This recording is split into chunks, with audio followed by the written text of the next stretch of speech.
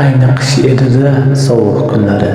Bolaman sovuqdan dildirab turgan, otamchi bu holim ko'rib ehtimol yoqishga bir nechta cho'plar axtarar. Otam oqil edi, o'qirdi kitob. Uy to'ra bir muncha kitobga to'la, qahraton qishdami yoqqan oppoq qor, cho'plarni ho'l qilgan yonmasdi sira. Bolaman sovuqdan dildirab turgan, otamning ko'zida g'amginlik bisyor, oldida bir nechta ajib kitobni ko'zida yosh ila olovga tashlar. Otam oqil edi, o'qirdi kitob. Bu sovuq egdi-da otam boshini, ayozli kunlarni ketishini kutib yoqib bo'ldilar-da barcha kitobni.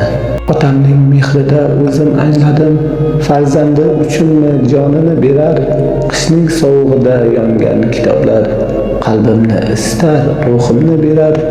Ayni qish edi-da, sovuq kunlari, bahorning kelishini intihlab kutdim.